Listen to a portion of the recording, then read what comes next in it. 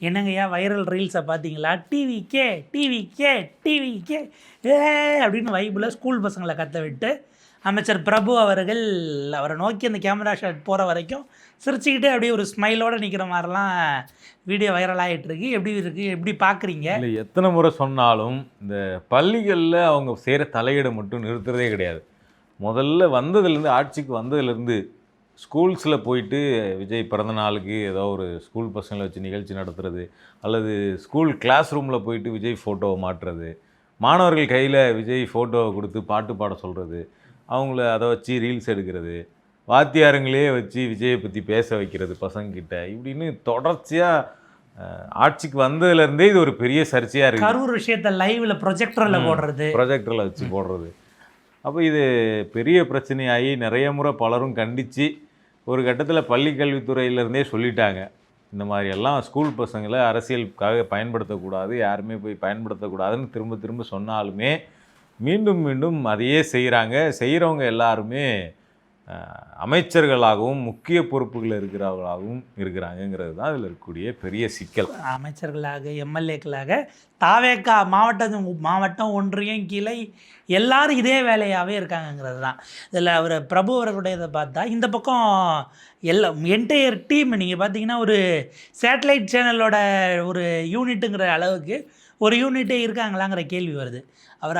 அவர் நோக்கி அந்த கேமரா போகிற வரைக்கும் அவர் அப்படி ஒரு ஃப்ரீஸ் ஆகிட்டு ஒரு ஸ்மைல் ஆகட்டும். இந்த பக்கம் மைக்கை கொண்டு போய் அந்த கத்துற பசங்க கிட்ட வச்சுக்கிட்டு ஒரு தம்பி நின்றுக்கிட்டு இருக்காப்புல. இது ஆக்சுவலாக அவர் ரீல்ஸாக போட்டால் தான் நமக்கு என்னென்ன ஆங்கிள்ஸில் எத்தனை கோணத்தில், ஏன்னா நம்ம பிரதமர் இந்த விவேகானந்தர் பாறையில் அவர் தியானம் பண்ணுறாரு நான் இங்கே உள்ள. ஆனால் ஏஎன்ஐ விட்டதை பார்த்தீங்கன்னா ஏறத்தாழ 12 விதமான கேமரா ஆங்கிள் ஷார்ட்ஸில் சரன்னு அந்த ரீல்ஸை ரெடி பண்ணாங்க. தியானம் பண்ண போகிற எதுக்கே இத்தனை கேமரா, லைட்டு செட்டப்பு, லைட் யூனிட்டோட போனாருங்கிற மாதிரி நமக்கு இருந்தது. அதை அப்படியே கொண்டு வந்து இங்கே பொருத்தலாமோங்கிற மாதிரி. நீங்கள் போகிறீங்க, பிள்ளைகளோட பேசுங்க, படிக்கிறதுக்கான விஷயங்களை சொல்லுங்கள், இதெல்லாம் பண்ணால் பிரச்சனையே கிடையாது. பேச போனாலும் ஒரு அமைச்சர் மீண்டும் சர்ச்சையில் மாட்டினாங்க. கீர்த்தனா பேச போகிறேன், ஆய்வு பண்ண போகிறேன்னு போயிட்டு குழந்தைங்களை நிற்க வச்சு இங்கிலீஷில் கேள்வி கேட்டு வாட் இஸ் யுவர் ஃபாதர் அப்படின்னு கேட்டு பசங்களுக்கு சொல்ல தெரிலன்னு சொல்லி ஃபஸ்ட்டு பெஞ்சில் இருக்கிறவங்களை எழுப்பாதீங்க, லாஸ்ட்டு பெஞ்சில் இருக்கிறவங்களை எழுப்புங்க அப்படின்லாம் சொல்லி அதுவும் ஒரு சர்ச்சையில் மாட்டுச்சு. பேசினாலும் சிக்கல், பேசாமல் போனாலும் ரீல்ஸ் எடுக்காமல் வந்தீங்கன்னா பிரச்சனை இல்லை. இந்த ரீல்ஸ் மோகம் ஏன் இவங்களை போட்டு இந்த உழுக்குதுங்கிறதும் நமக்கு தெரியல. இது போக அது நம்ம வதந்தியில் சேர்க்கறதா தகவலில் சேர்க்கறதான்னு தெரில.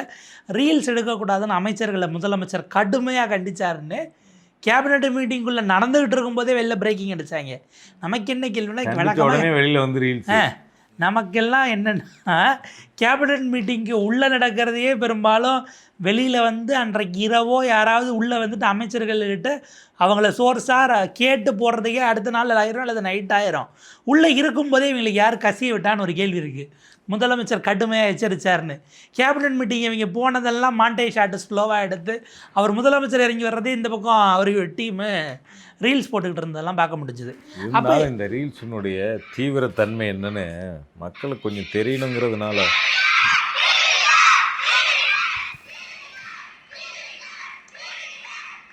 ஒரு ஸ்கூலில் நடக்குது.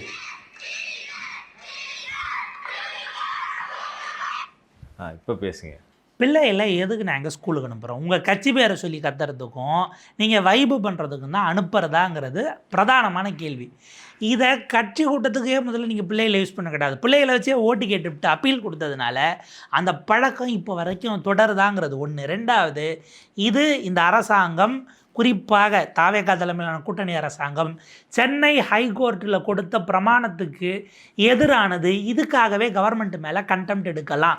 இப்போ மேபி இன்னும் விளக்கம் வரல, அமைச்சர் சொல்கிறாராங்கிறத பார்க்கணும்.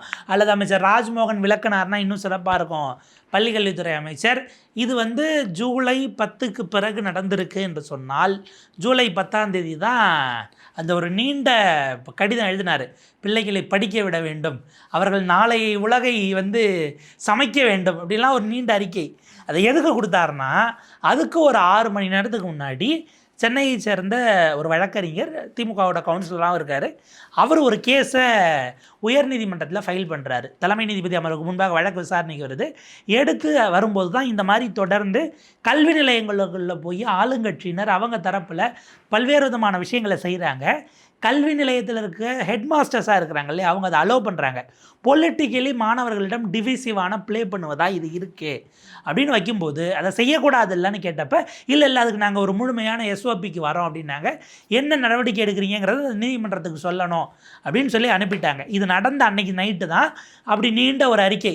நீங்கள் போய் மாணவர்களை தொல்லை செய்யாமல் யார் செஞ்சான்னு சொல்லுங்கள். இந்த 45-50 நாட்களாக அது வந்த காலத்தில் 50 நாளில் ஸ்கூலுக்குள்ளே போய் திமுககாரங்க போனாங்களா, அதிமுககாரங்க போனாங்களா, இல்லை நாம் தமிழரா, இல்லை காங்கிரஸா, விசிகாவா, பாமகவா, யாருன்னு சொல்லாமல் இப்படியும் இல்லாமல் அப்படியும் இல்லாமல் அவர் ஸ்கூலில் அரசியல் கட்சி பிரமுகர்களோ அல்லது அந்த ஊரில் இருக்கக்கூடிய நிர்வாகிகளோ எப்போ போவாங்க அப்படின்னா, ஸ்கூலில் ஏதாவது ஆண்டு விழா நடக்கும். அந்த ஆண்டு விழாவுக்காக இவங்க ஏதாவது டொனேட் பண்ணியிருப்பாங்க. அப்போ கெஸ்ட்டாக கூப்பிட்டு பேச வைப்பாங்க. நம்ம ஊரில் இவர் ஒரு முக்கிய பிரமுகர், இந்த மாவட்டத்தில் ஒரு முக்கிய பிரமுகர்னு அதில் பல கட்சி பிரமுகர்கள் இருப்பாங்க. ஊராட்சி மன்ற தலைவரோ நகராட்சி மன்ற தலைவரோ யாராவது இருந்தாங்கன்னா அவங்களையும் கூப்பிட்டு வச்சு பசங்களுக்கு பேச வைப்பாங்க. அந்த கூட்டத்துலேயும் இவங்க அரசியல் பேச மாட்டாங்க. மாணவர்களுக்கு சும்மா கல்வி சார்ந்த விஷயங்களை மட்டும் பேசிட்டு கிளம்பிடுவாங்க. இதுதான் படிக்கணும், அப்பா அம்மாவை பார்க்கணும், டீச்சர்ஸ் சொல்கிறத கேட்கணும், இப்படியான விஷயங்கள் தான் அவங்களுக்கான அட்வைசஸாக இருக்குமே தவிர ஒரு லைஃப் இதாவது நம்ம மாரல் எஜுகேஷன் ஒரு வேல்யூஸ் சொல்லி தர்றதுங்கிறதோட தான் நிற்குமே தவிர அதை தாண்டி பெரும்பாலும் அவங்க அந்த லைனை இது வரைக்கும் மேக்ஸிமம் அதிமுகவும் பண்ணதில்லை, திமுகவும் பண்ணதில்லை. இப்போ இதில் என்னென்னா ஜூலை 9 அந்த வழக்கு வருதா, 10ஆம் தேதி தான் காலையில் ஒரு ஜிஓ வருது. அந்த ஜிஓ அவங்க சர்க்குலராகவும் அனுப்புகிறாங்க. அந்த சர்க்குலரை நம்ம காட்டலாம். தமிழ்நாடு அரசுதழ் சிறப்பு வெளியீடு கவர்மெண்ட் கெசட் எக்ஸ்ட்ராடினரியில் பள்ளிக்கல்வித்துறை தலைமைச் செயலகம் முடிஞ்ச ஜார்ஜ் கோட்டையில் சொல்லக்கூடிய சுருக்கம் அந்த அரசாணைக்கானது. பள்ளிக்கல்வித்துறை அரசு உதவி பெறும் சுயநிதி மற்றும் அனைத்து வகை தனியார் பள்ளி வளாகங்கள் / விளையாட்டு மைதானங்கள், இது நடக்கிறது ஒரு கிரவுண்டு தான், ப்ரைவேட் ஸ்கூலாகவே இருந்தாலும் அதை அனுமதிக்க முடியாதுங்கிறத அரசு இதழ் தெளிவாக சொல்லுது. விளையாட்டு மைதானங்களை கற்றல் கற்பித்தல் மற்றும் கல்வி செயல்பாடுகளுக்கு மட்டுமே பயன்படுத்துதல். நீங்கள் டிவிக்கேன்னு டிவிக்கிற மாதிரி இன்னொரு முக்கியமான விஷயம் இருக்குது.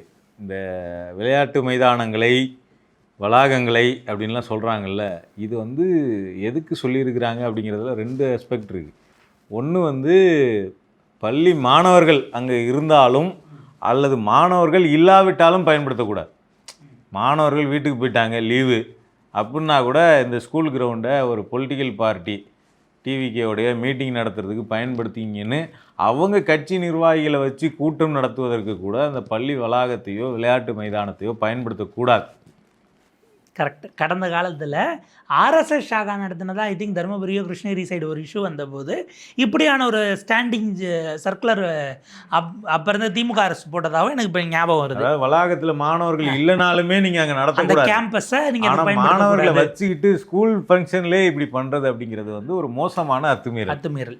இதுக்கு மட்டுமே பயன்படுத்துவது. பள்ளி வளாகங்களில் அரசியல் கட்சிகள் மத சார்புடைய அமைப்புகள் சாதி அமைப்புகளின் கூட்டங்கள் நிகழ்வுகள் சடங்குகள் மற்றும் பயிற்சிகளுக்கு முழுமையான தடை விதித்தல் அப்படிங்கிறத இப்போ நீங்கள் சொன்ன with or without the presence of students, மாணவர்கள் இருந்தாலும் இல்லைனாலும் ஸ்கூல் கேம்பஸ்குள்ளே உங்களுக்கு வேலை கிடையாது அப்படிங்கிறது தெளிவுபடுத்துறது.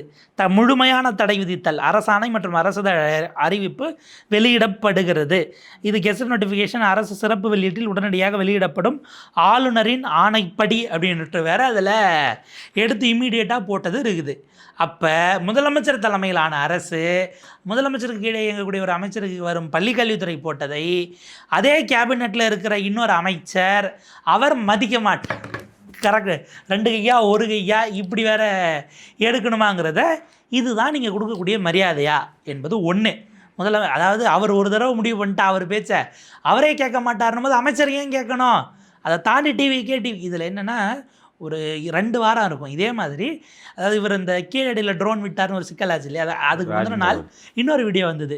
பெண்ணாகரத்தில் அங்கே இருக்கக்கூடிய எம்எல்ஏ ஸ்கூலுக்கு போய்ட்டு அதே போல் அவர் ரீல்ஸ் எடுத்து அவர் பேசியது. அவர் டீச்சர்ஸ்டெல்லாம் சொல்கிறாரு, உங்களுக்கு ஏதாவது பிரச்சனைனா நீங்கள் ஏன்ட்ட மனு கொடுங்கங்கிறாரு. ஹெட்மாஸ்டருக்கு பள்ளிக்கல்வித்துறை இருக்குது, அங்கே க்ரீவன்சஸ் இருக்கும், டிஇஓ இருப்பாங்க, அங்கே தானங்க போய் தரணும். ஸ்கூலில் ஏதாவது பிரச்சனைனா எம்எல்ஏட்ட கொண்டு போய் என்ன மனு கொடுக்கறதுங்கிற கேள்வியே முதல்ல வரும். பள்ளிக்கல்வித்துறையை பைபாஸ் பண்ணிட்டு நீங்கள் உள்ளே வர போகிறீங்களா அப்படிங்கிற கேள்வியெல்லாம் இருக்குது.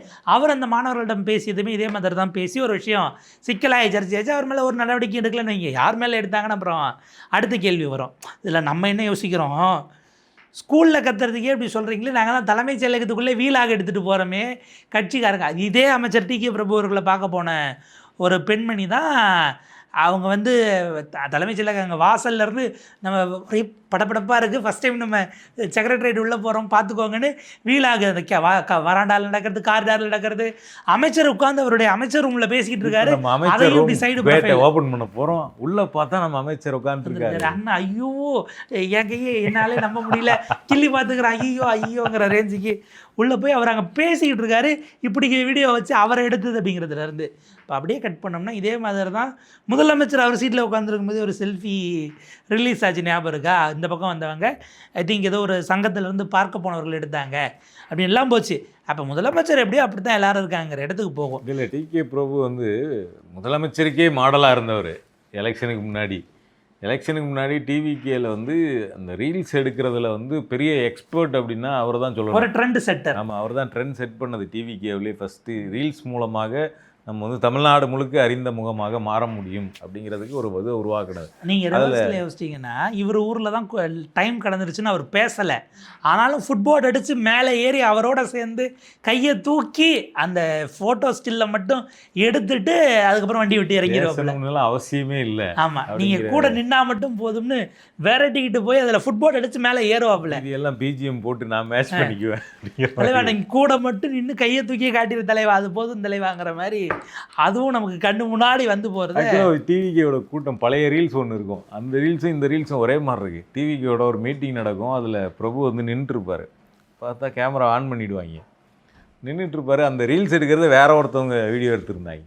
அந்த வீடியோ பார்க்கும்போது அவர் அப்படியே நின்றுருப்பார், ரொம்ப நேரம் அப்படியே அசையாமல் நின்றுருப்பார். என்னடா அசையாமல் நின்றுருக்காருன்னு பார்த்தா இங்கே கேமரா வச்சுருப்பாங்க. இப்போ வரலாம் அப்படின்னு மியூசிக் போட்ட உடனே வர ஆரம்பிப்பார்.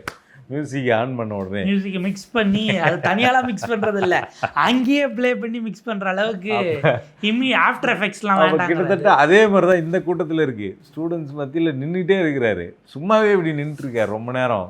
என்னன்னா அதான் அவர் இப்போ ஆக்ஷன் சொல்கிறதுக்காக வெயிட் பண்ணுற மாதிரி நின்றுட்டுருக்காரு. அப்புறமா திடீர்னு பசங்கிட்டலாம் சுற்றி இருக்க பசங்கிட்டலாம் கை கொடுக்கறது, இப்படி வந்து இந்த ரீல்ஸை பார்க்கும்போது 2 ரீல்ஸும் நமக்கு அந்த பழைய ஞாபகத்தை கிரியேட் பண்ணுறது. அது வேறு நாட்டில் ஒன்று எடுத்து இந்த பரோட்டாவில் சட்னி சால்னா ஊற்றாமல் ஒன்று ஊற்றிட்டு ஒன்று கட் பண்ணாங்கன்னு ஒன்று போச்சா.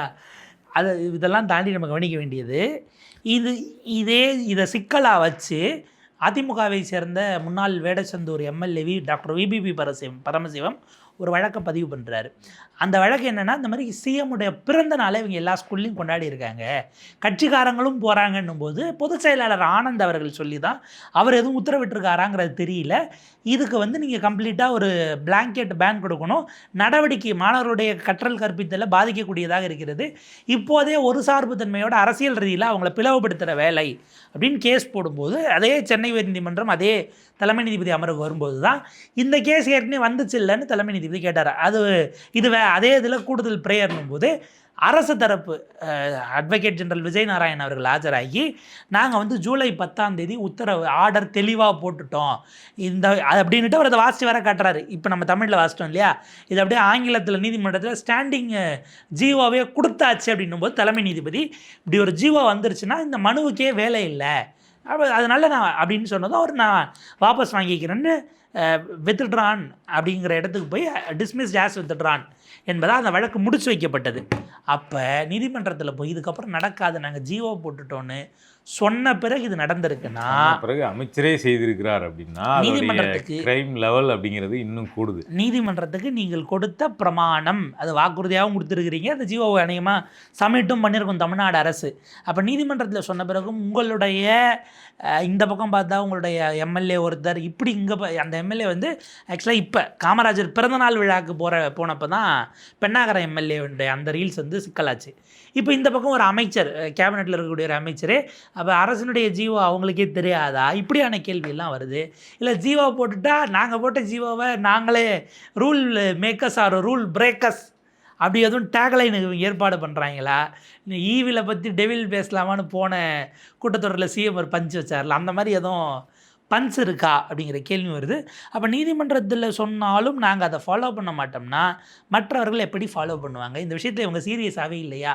மேபி ராஜ்மோகன் அவர்களோ அல்லது டாக்டர் டி.கே. பிரபு தரப்பிலோ இதுக்கான தெளிவுகள் வரட்டும். இது எப்படி இதுக்கு முன்னாடி நடந்ததா, பின்னாடி நடந்ததா, இது எப்படி ரிலீஸ் ஆச்சு, எனக்கு என்னமோ இது ரீல்ஸ் எடுத்து வர கட்சியை விட்டு நீக்க போகிறாங்களோன்னு இப்போ எனக்கு சந்தேகம் இருக்குது. அவங்ககிட்ட அந்த ட்ரெண்டிங் தானே இருக்குது. யாராவது கம்ப்ளைண்ட் கொடுத்தா கம்ப்ளைண்ட் கொடுத்தவங்கள கட்சியை விட்டு நீக்கிறதுங்கிறது அது அடிப்படை சிக்கல்லேருந்து ஆரம்பிக்குது. அந்த கட்சியினுடைய அடிப்படை சிக்கல் என்னவா இருக்குதுன்னா, நம்ம ஆட்சிக்கு வந்தது அப்படிங்கிறது வந்து முதலமைச்சர் இன்க்ளூடிங் முதலமைச்சர் பேசுகிறது என்னென்னா, நம்ம ஆட்சிக்கு வந்தது அதில் வந்து குழந்தைகள் ஸ்கூல் ஸ்டூடெண்ட்ஸினுடைய பங்கு இருக்குது அப்படிங்கிறத முதலமைச்சர் அவருடைய பதவியேற்பு விழாவில் அக்செப்ட் பண்ண விஷயம். அது அவர் ஓட்டு கேட்கும்போதும் அதை மென்ஷன் பண்ணார். ஜெயிச்சதுக்கு பிறகும் நம்ம ஜெயிச்சதுக்கு குட்டி நண்பா நண்பீஸ் வந்து ஒரு பெரிய துணை புரிஞ்சிருக்கிறாங்கன்னு சொல்லி அவங்களுக்கு நன்றி சொல்கிறோன்னு சொல்லிட்டு அதை என்டோர்ஸ் பண்ணார். அப்போ அந்த கட்சியினுடைய அடிப்படையில் அவங்க பதவிக்கு வந்த அந்த அந்த பேஸ்லேருந்தே சிக்கல் இருக்குது.